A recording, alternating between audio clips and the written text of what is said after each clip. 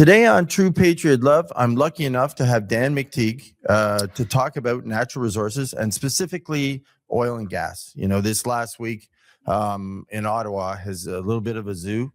Welcome, Dan. Great to be here. Thank you.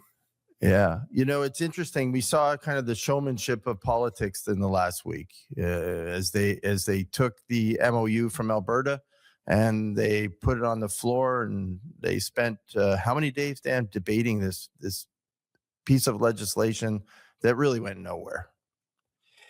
Well, it was actually just a motion to confirm what the government had said it was going to do, that it wanted this thing to happen. It put an MOU, made a big lot of fanfare and foo-for-all over the idea that you could build another pipeline. We noticed there's significant dividing lines within the Liberal caucus, and I think the Conservatives wisely said, well, is this going to be another example of you say one thing and do another, or you say one thing to Alberta and you say another to Ontario or to British Columbia or to Quebec? So I think it was really a chance to smoke out where Mr. Carney stands, because, of course, we know that he's accomplished nothing since he's become prime minister. Made a lot of trips, a lot of big speeches, but pretty low on delivery. And I think this one is pretty critical because it comes at a time where the intersection of our financial situation crumbling right before our eyes, despite what some of the institutions that provide us data have been doing, which is nothing short of trying to make a silk purse out of a sow's ear. We see this with labor numbers, which are being no doubt manipulated to make things look better than they are. But we now have, is the government really serious about this, or is it not? Because the more conditions you place on the building of a pipeline, the less likely anyone's going to want to come in. And if that doesn't happen, the Canadian dollar continues to suffer. You know, I've been for a long advocate of saying for the past 10 years, keep killing the energy sector and you'll find the decline in the Canadian dollar will cost you a lot more in terms of inflation. Well, guess what? Everyone's discovering that now. But also, no one's going to make an investment in this country when they know that the burdens, the regulatory green net zero nonsense burdens, are going to add to the costs of the pipeline, more or less the hoops that have to be, addressed before you even get to the point where you can actually build a pipeline. Tanker ban being one that has to get out of the way. Removing some of the miscreants who are paid very well by foreign organizations to come out and stop Canadian oil. No one else, but just Canadian oil. And of course, provincial governments like British Columbia. I know I'm going through a lot of this. That really owes the Canadian people $50 billion for having stopped a pipeline that already had approval in the Trans Mountain Pipeline expansion. I know I was directly involved battling the premier of the day, Mr. Horgan, as well as his Attorney General, now the current Premier, David Eby, on saying, listen, you have no grounds on which to make your claims of using every tool in the toolbox, but you are scaring away an investor, and that has real economic consequences far beyond the issue of pipelines into the bottom line of every Canadian who's definitely suffering as a result of today, and at $50 billion on the books to demonstrate just how stunned we were in accepting these people in interfering and trying to block the building of critical infrastructure Canada desperately needs, or it's going to continue to sink financially. Just look at our debt and deficit situation. Yeah, no, I know. And, Premier Eby has said multiple times, there is no money, there's no private money available to do a pipeline. And I find that an interesting statement. That's kind of been his foothold into his decision making. We have more projects in BC than Alberta, and quite frankly, they can't get private money. It needs to be funded to get a pipeline. And then, to your point, he throws up all the red tape. I'm sure there are people that would build a pipeline. There would be. Get rid of the net zero nonsense, and that's exactly what it is. Get rid of your emissions caps. Get rid of carbon sequestration. Get rid of industrial carbon taxes. Get rid of the tanker ban. Look, if we're going to make this thing, we're going to regulate this thing to the point where it becomes so burdensome and no one wants it, that's fine. But it's quite another thing for hypocrites like David Eby and his ilk to go and say no one wants to invest. Well, you've damn well salted the mines. You've basically greased the rails so that no one would want to come to Canada, because you've turned around and found trendy ways in which to block. And so, these people have to be accountable for their rhetoric. The NDP should be given a $50 billion bill, which had to be paid by Canadians to build the Trans Mountain Pipeline expansion, when Kinder Morgan is prepared to build it for $6 billion at no cost to the Canadian public, and with significant economic impacts, 20, $25 billion extra in additional economic momentum in the country. Every one of these pipelines can no longer be gainsaid. We can't. I mean, the country is broke. People are lining up at food banks. Our social programs are falling to pieces. We've got nothing to bring into this country that's of interest, Stephen, except what we can do to grift and offer, more money that we have to go in debt for to subsidize people to come in and maybe look at buying some things that might be Canadian, as long as you get a big fat government pension or government check. Right. No, I know, Dan. And, he's also, he also makes a statement that you have to increase the capacity of through the existing pipeline. So, that's his big thing. And that's actually in the MOU. So in the, I actually took a read last night. I pulled up the MOU. I went through it because, it was interesting watching them debate this thing. And, it's interesting politics, and I understand, the Conservatives, all the carbon green initiatives that are in the MOU, they kind of pulled out. But, I read the MOU and I thought to myself, you know what? They've signed off to do the oil and gas, to work together on a pipeline. Probably there's some things in here I would have changed, but really, they want to move forward. Well, Or do they? Yeah, I mean, look, everyone wants to get on with this because it's not 2015 anymore. It's 2025. And we realize the totality of the recklessness of going out and following someone's agenda and saying, oh, there's no business case for natural gas or oil. I think even the most ardent of New Democrats and liberals realize, natural gas is very much the way. And the fact that we're selling LNG to the United States for $250 a million cubic feet, and they're turning around making use of their 7 new plants that they've built, usually in the hot spots, by the way, in the United States and the southern coast, which is a lot more, energy intensive, than turning around selling it to Europe for $15, $16 an MBTU. I mean, suggests that we fooled ourselves. We've conned ourselves. It's okay for us to provide these things, but it's not good enough for us to be able to provide on our own and get the full economic benefit.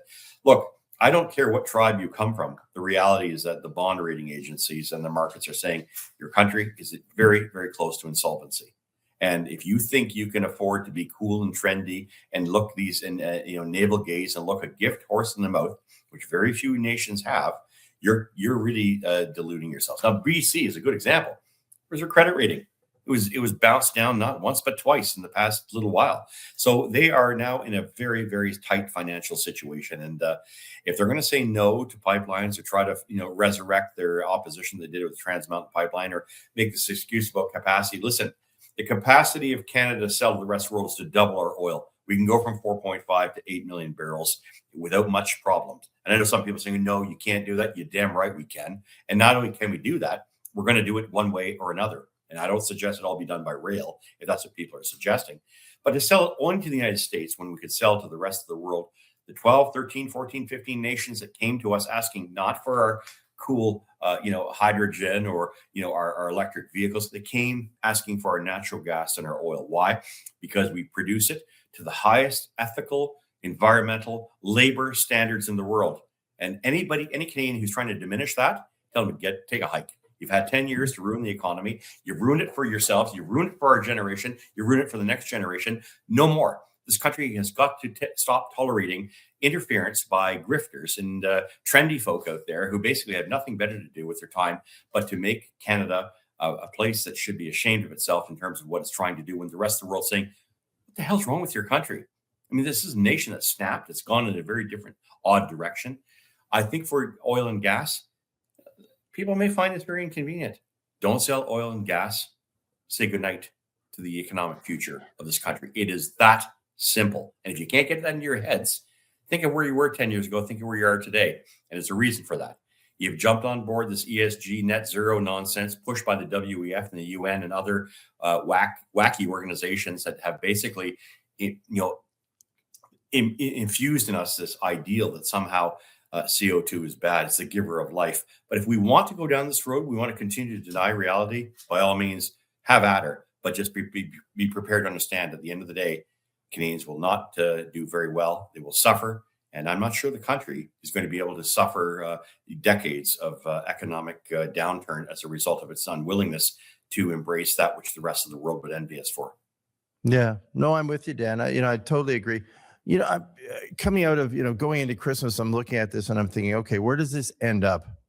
Where does this, because it's funny, and this is always, you've been in the political game way longer uh, than anyone than I know. So where does this end up? Does it get resolved? Do we end up going through BC with another pipeline, or do we have to look for alternatives? And those alternatives are not nice, right? Because the only other alternative is basically up.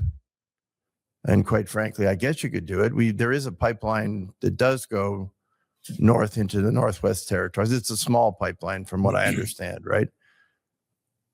Well, it seems to me that you're doing indirectly that what you should be doing directly. It's good enough for the Americans to go from Prudhoe Bay, Valdez, all the way down to California with their tankers. Why wouldn't we do it to ours? Why wouldn't we have one a day or once every 2 days fill up and take their product to global markets, which would supercharge the Canadian dollar? It takes 138 pennies to buy a US dollar. That's 25 cents a liter in the price of gasoline. Imagine what it's doing the price of food. Imagine it's the price of every commodity priced in US terms. So I think this is the plan. And I say very clearly, no industrial carbon tax. And the reason for that is simple. I know that Alberta has basically bent over backwards and said, yes, heavy oil, it's going to cost $10 to $11 a barrel. That'll push the barrel of oil from 45 to 57 bucks. And it's currently trading at 57. That's for WTI. And then you add carbon sequestration on that. That's another $3 or $4 a barrel. Hang on. $3 or $4 a barrel makes it uncompetitive globally. Then you have a number of other regulatory impingements placed on a Canadian barrel that no one else has to suffer. Why would we be doing this to ourselves? I mean, that would be like simply taking another drill and drilling a hole in your head, because that's exactly what you're doing. You're only hurting yourself in Canada. And we're no longer in a position where we can say, oh, it's all about the climate. That's so 2015, 2019. No one believes that anymore. Bill Gates has walked away from it. Who the hell's Greta Thunberg? Yeah. Come on, wake the hell up. And for those who are saying no, I would say there's a simple answer. Take it in the courts, and if you lose, we're going to sue you. Obstruct, you're going to go to jail. Yeah, no, I'm with you. And do you think that's the outcome in the end? Do you think it's a legal battle that actually has to be fought out to get this through? Or do you think, if you had to guess from the political climate in Canada right now, where we're going, does it get resolved in the new year, or is this something that lags on? Because, I agree with you totally. I think this is one of the ones that if it does lag on a long time, we're going to pay a dreadful price for this. So, is BC an option, or do we have to then just give up on the BC, pipeline and just move on to something else? Like we're really running out of time with these guys. We keep spinning and spinning month after month. Well, I want to be the positive guy and say this has to get done, because if it doesn't, a lot of bad things are going to happen. And a lot of good things will happen if it does get done. So Canada is at a crossroads. And if they go the way they have for the past 10 years, the economic impact will be significant, and it will be painful on everyone. And it will be the last chance saloon, I think, for anybody wanting to invest any money in Canada, because we're too risky a place.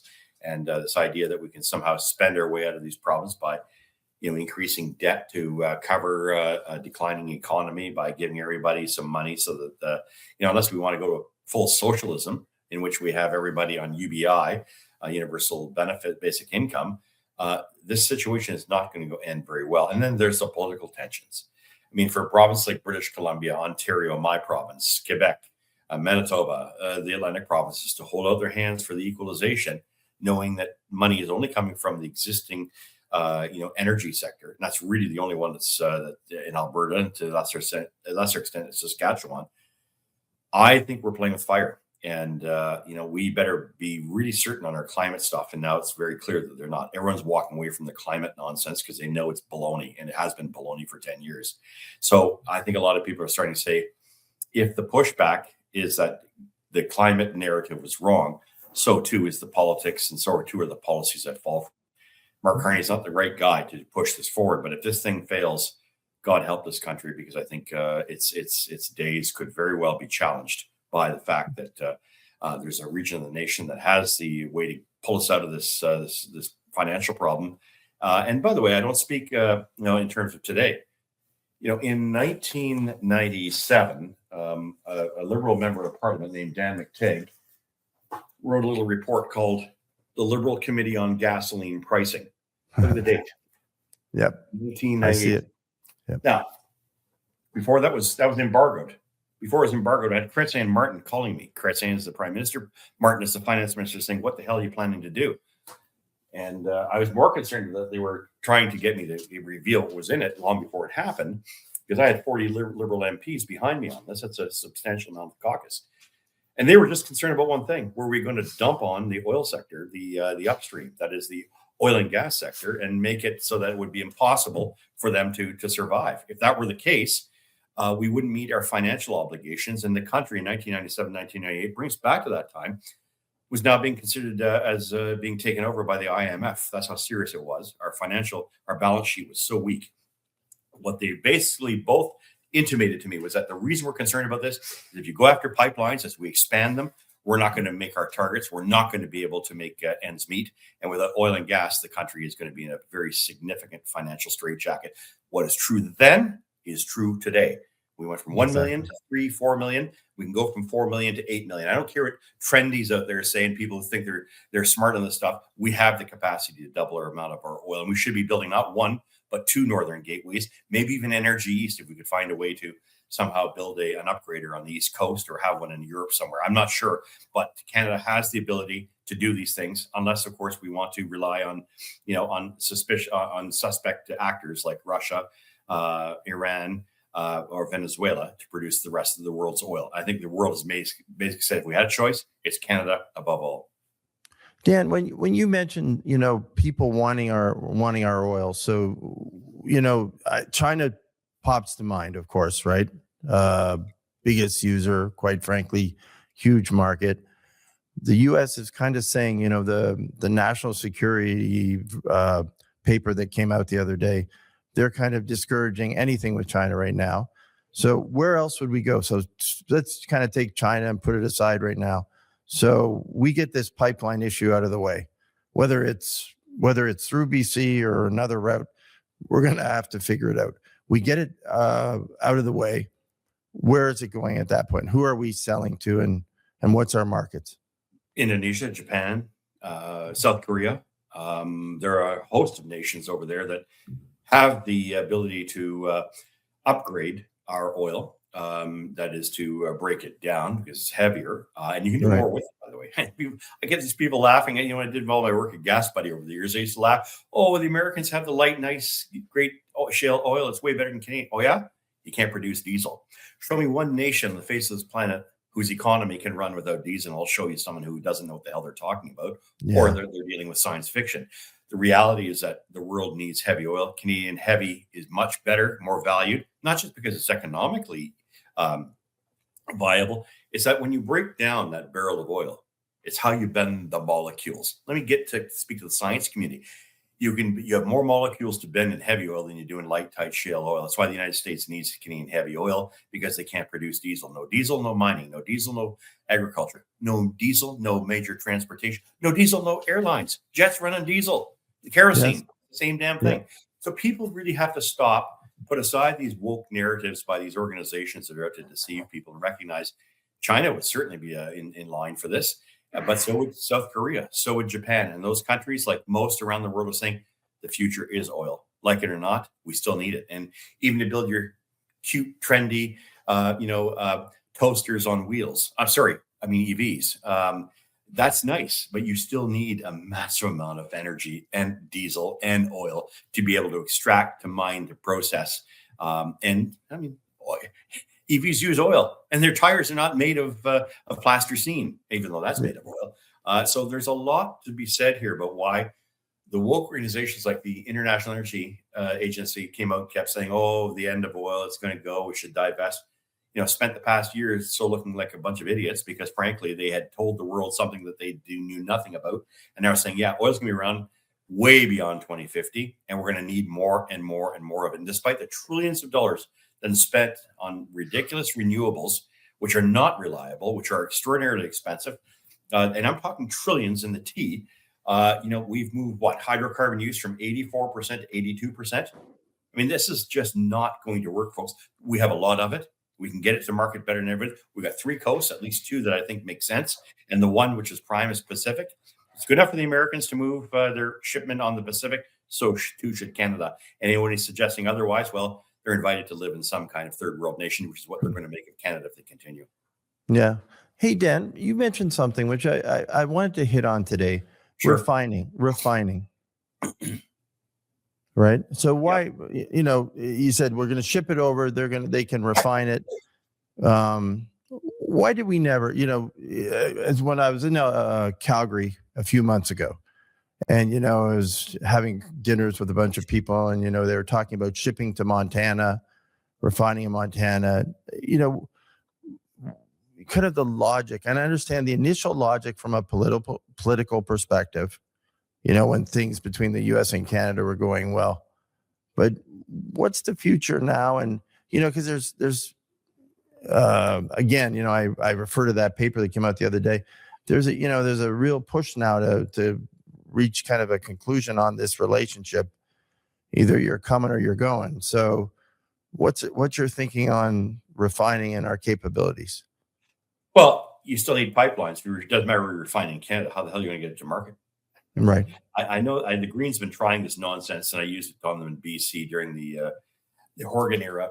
Said, we should just all refine the thing rather than selling bitumen to the rest of the world. It's some bad thing. No, folks, you still need pipelines. If your issue is pipelines, not bitumen, then it's kind of contradicts. Then shows the profound asininity of what your claim is, and so.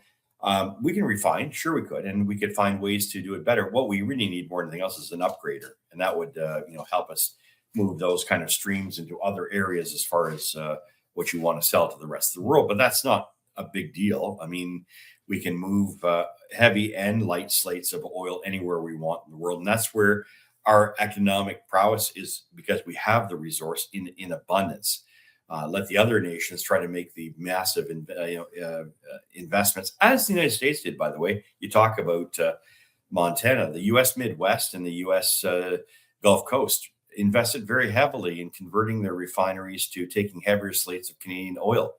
They were getting it originally from Mexico and some from Venezuela, but it turned out Canada was the only reliable place. There wasn't political problems. There wasn't, in Mexico's case, heavy oil there was contaminated, salt, water, a number of other factors. And so Canada still tends to have the best product that the rest of the world wants, and let them refine it to whatever their needs might be locally or domestically. I don't know what they are, but Japan, South Korea, and China have very different, very complex refineries.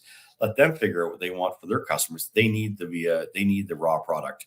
We have the raw product. That raw product base is the basis on which our national programs and our economic well-being is based. So let's not just think about it. Let's get on and do it.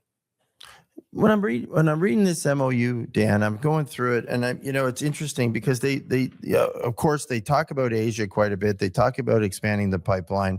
And then they talk about megawatts and AI. So, this is kind of Alberta, Canada discussion about power. I thought that was interesting. They're commingling both of the issues. Your thoughts on that?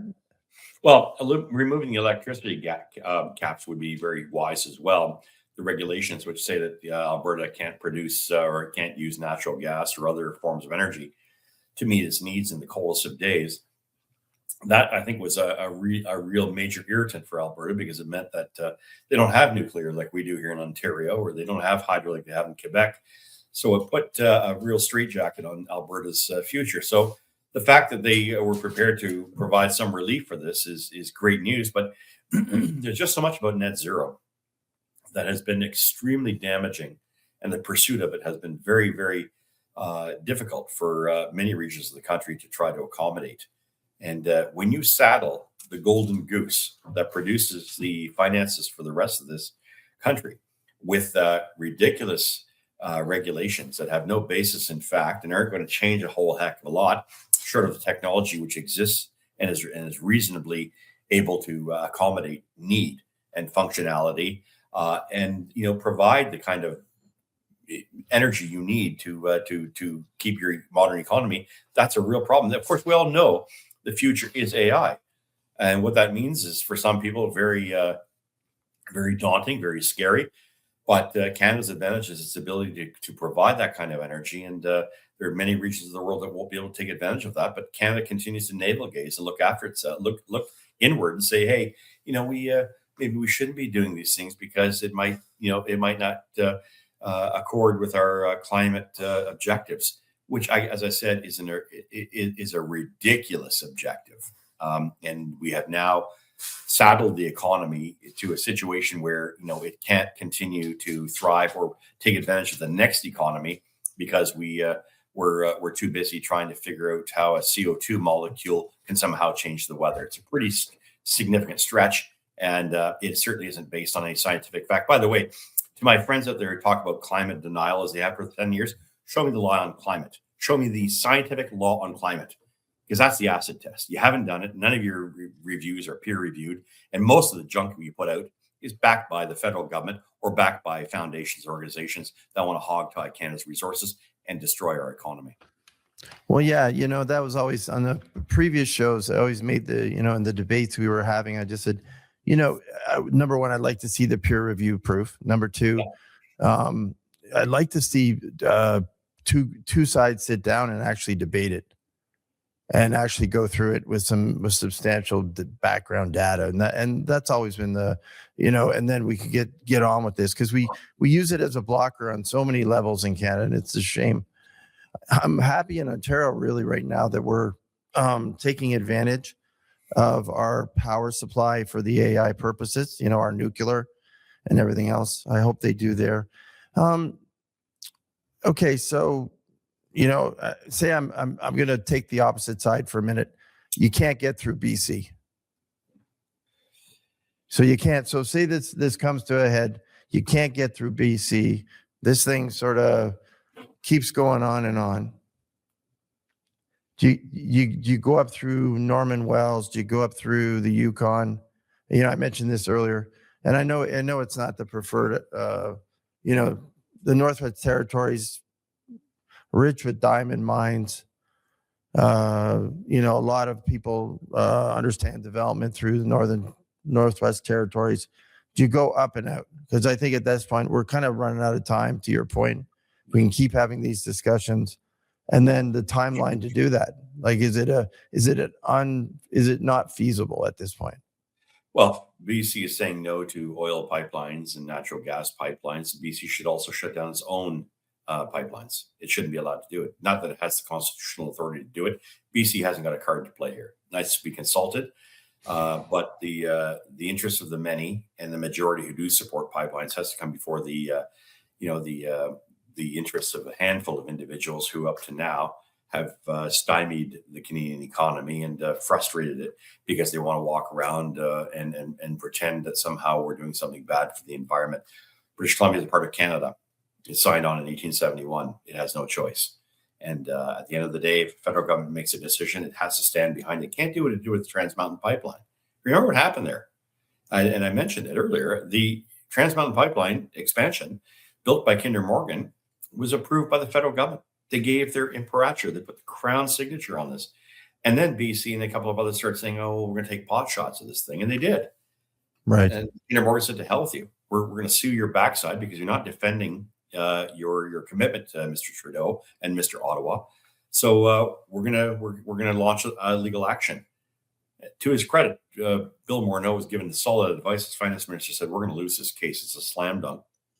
Bought that, and then of course for $5-6 billion, add another $44 billion to build the damn thing. So I think BC's done enough damage.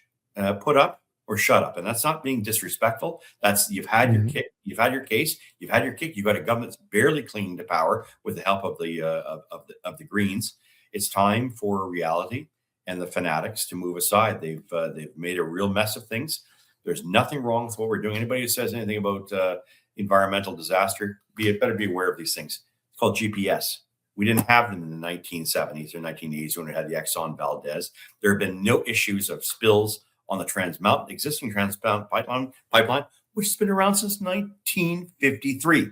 Now, I'm born in 62, so that means that the damn thing's over 70 years old, has 72 years old, and has never caused a single problem. So if we're going to worry about what might happen, I'd be more concerned about walking down Yonge Street somewhere in Toronto and slipping on a banana peel. The likelihood is greater that I would hurt myself and have that kind of a fortune than another spill. As far as transiting is concerned, the companies are going to spend a lot of money with pilots. That's these navigation instruments and these double-hulled ships.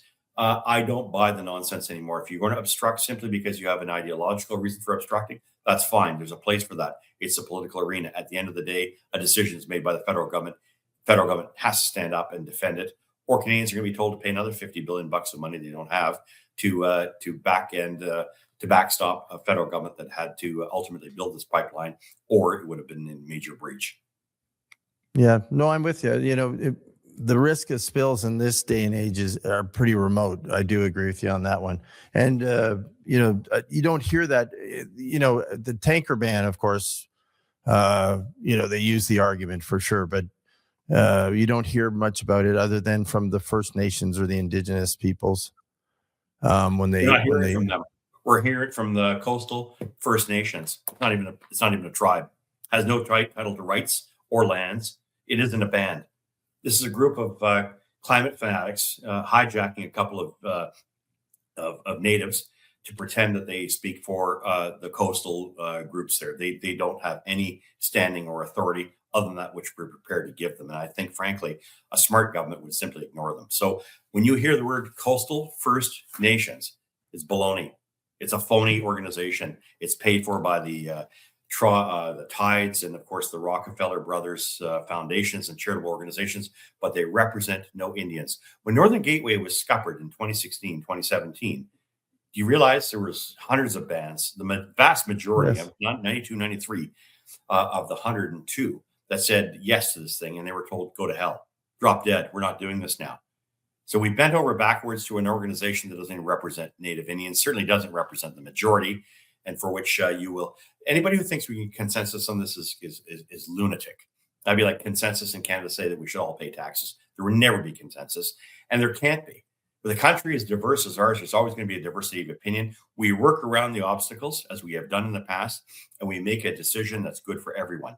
Right now, for Indigenous people, ownership of these pipelines and generations of economic improvement is far more important than someone trying to give me some trendy nonsense about how they think an inert gas like CO2 is somehow going to bring the end of the world in the next 5 to 10 years. They've been wrong for the past 20. I don't believe these people anymore. They are significant in their mendaciousness and their willingness to lie, and they're lying because they want to basically grift government, and that's how they make their money. Create and invent a crisis that is non-existent, and for which Canada has very little role to play were it to be true, and then back that up with people who receive a lot of federal government money and other taxpayer dollars to go and reinforce a message which is fundamentally, scientifically dishonest and borders very much on the kind of phony science that had got us into this problem to begin with. So, Dan, I didn't know that actually. It's interesting because you do in mainstream media, you see the coastal nations. They're always on the screen talking. That one gentleman, I forget his name, but so they're not part of the AFN, or they're not. Well, they can say they're part of it. You're just an adage, but they're not. They're not a band. Show me they have no tribal right. They have no land right. They have no claims whatsoever. Oh, okay. They're basically an organization that pretends to speak for natives, and that's fine. You can pretend you can. I can pretend I can speak for native people. My mom is native McTeague, but I don't play that game. They do, and they make a lot of money doing it, and they can encourage tens of millions of dollars coming from the Betty and Richard Moore foundations, the Tide foundations, the Rockefeller foundations. I mean, the amount of organizations involved with and receive money from these from groups committed to stopping pipelines and blocking energy and frustrating energy projects is significant. But this group, Coastal First Link, when I hear them, ignore them. They have no standing. And if no one's got the intestinal fortitude, when I was a member of parliament, I would have taken them on and said, who the hell do you think you represent? Other than the interests of a handful of so-called charitable organizations who aren't undergoing any type of scrutiny or any type of accounting rigors in terms of who the hell you are. If you're a charity, you should be doing charitable work, not trying to frustrate the resource development of the country that desperately needs it in order to keep what we call social charity in Canada, that is our social programs viable and our economic momentum going. Yeah, no, interesting. Hey, you've been in the political game. I got to ask you. So coming out of the week, and with the kind of the kabuki theater and all the silliness we saw kind of going back and forth, if you're sitting on the conservative side now, what do you do? I think you wait. And I've said to some conservatives, and they were surprised I did this, but I said to them, be thankful you didn't win the last election. Because Canadians are quickly realizing that they've been had. There's no more excuses as to why they should be voting for a party that for the past 4 or 5 elections has done what it has been done to drive Canada's economy into the proverbial snowbank. And if all of these things are being promised and you never deliver on them, there's only so many opportunities the government will have to continue to swindle people. And in 2015 it was dope. In 2019 it was climate bedwetting. In 2021 it was COVID hysteria. In 2025 it was orange man bad. Canadians are running out of excuses, and Liberals are running out of excuses to try to distract Canadians from understanding just how significantly decrepit their financial situation has become. No one is better off today than they were 10 years ago, and no one feels that way. It's only a matter before that translates in political votes. And I think the longer the Conservatives just hold out and say, told you so, then I think they will win the next election and they will be able to bring about change. Either that, or there will be a serious problem in the country in which we have,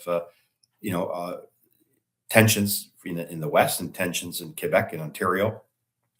People feel very much alienated from a federal government that continues to push an agenda versus what's in the best interest of Canadians. And what did they do specifically on oil and gas? So I'm trying to, after they played this hand this week, and I'm thinking to myself, did they go back at it again, or do you see them? Does it come back on the floor as an issue, or do they just let it ride now? So, well, the House doesn't come back till what? Beginning of February, end of January. February. So yeah, February. We're February, March, April, May, and June, and that's it. You got 5 months stopwatch to July 1.